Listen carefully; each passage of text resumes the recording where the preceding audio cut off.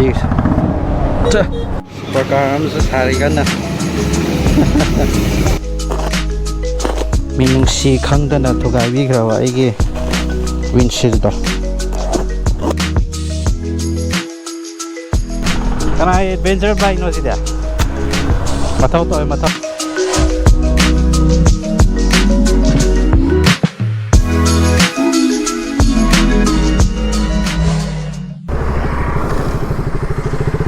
Hello there, citizens of the internet. I hope everyone is doing okay, all right.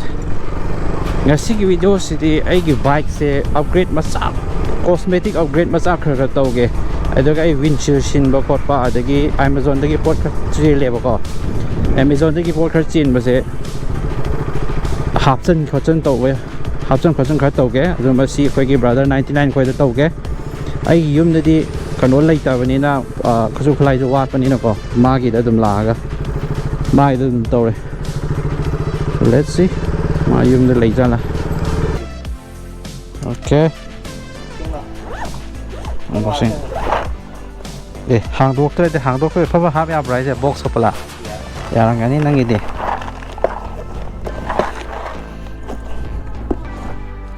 katar ga ja han balai di he aman mane calling ga ju utro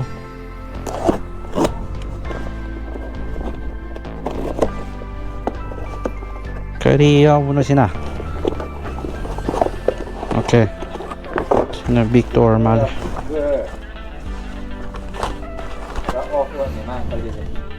okay mathau tor si hapsal la ga yeng ase ya ba ya ta si su nap yeng doi ne se okay si man box tor le si man windshield orang ni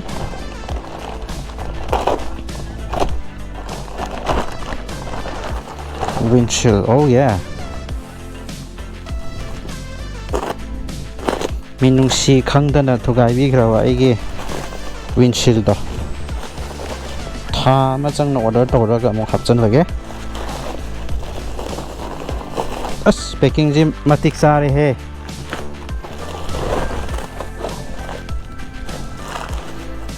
okay windshield la ya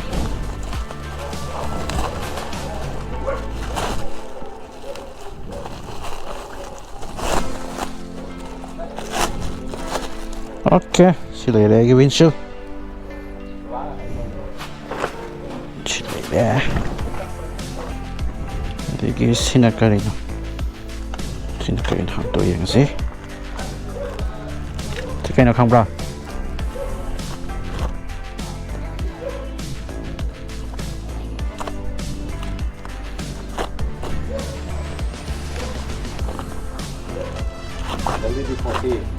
Nate. Nate. Helmet antibacterial spray. Okay. Darkar yang lagi. Ini kita pot aman kai cakap. Oh sila. Nai gila. Nai gila. Hoi. Oh helda sih. Mic ni dah. Sini mic ni manual di darkar lagi. Manual darkar lagi kau dah.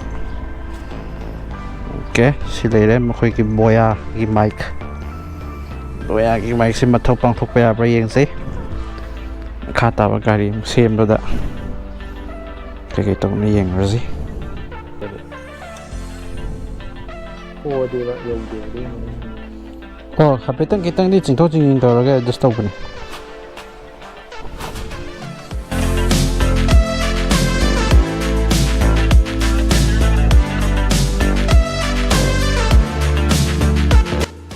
15 minutes later. Hindi ka daw eh.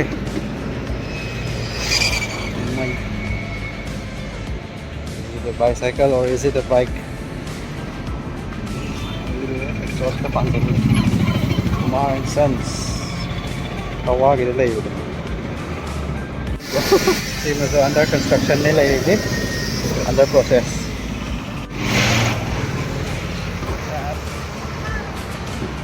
Tapi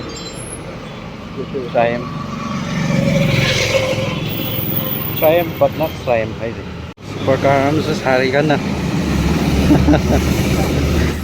damn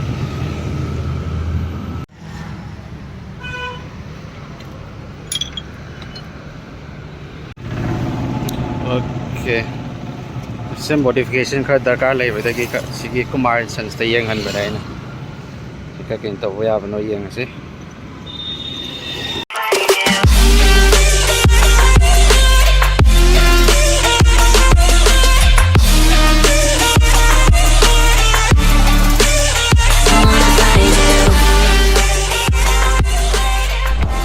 Si BMX din nahi rahe engine ka pandha bhi nahi no. So, sida's in the pump later. In there, Chine.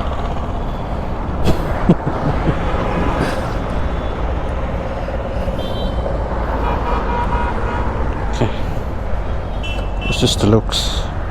This is the looks. Kaya I'm ready to go. Okay, let's see. Let's see. Kape hey, adventure. Can I adventure bike no sida? Matao to. Oh, okay, battery si out re. Kata ba okay no yeng ase muka. Okay, brother. Chitragi. Khangna bu or male. Mana mating phang da na to bi le. Samjal le, paisa yam sang da bi da. Okay, so my windshield is back. Windshield se handak ti am tappe chin. Hana de hafta ama pha de ba namit mari manga ni da dum yok pa ne handak ki de yak cheng kare. Tha ma le lai kamai ti na khang de.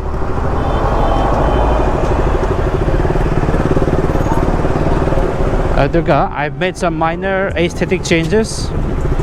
Kitang modification masa am to ba aina mamai gi se khoi gi adventure gi bike ki type da mamai se big half pa hai tare na front raised fender dirt bike ta half da da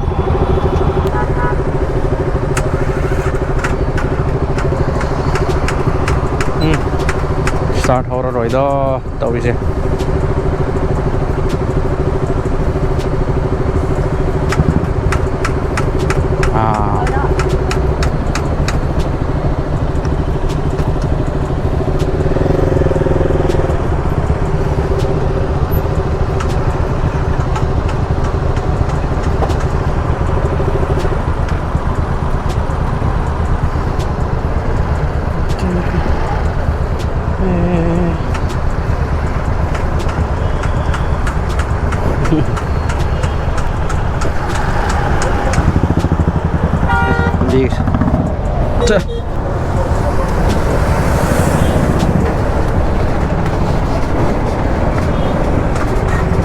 One liter speed.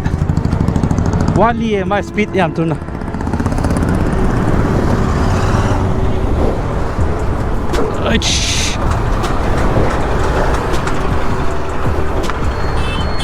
Kara speed thamo speed yam wale.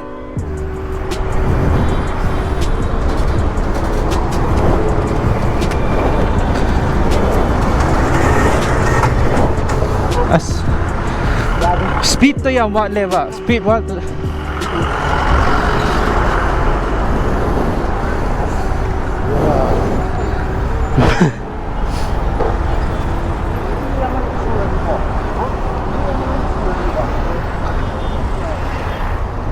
Yani.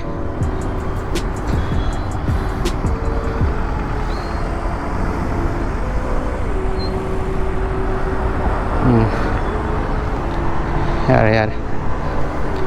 Mangkang ini.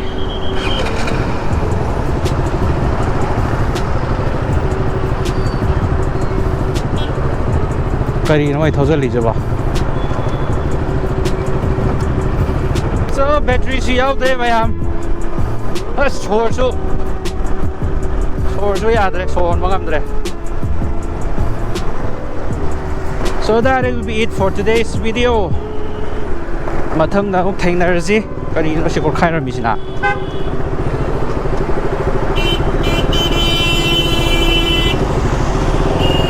Rồi hey tot rum thong nong ne nói nặng ni nè.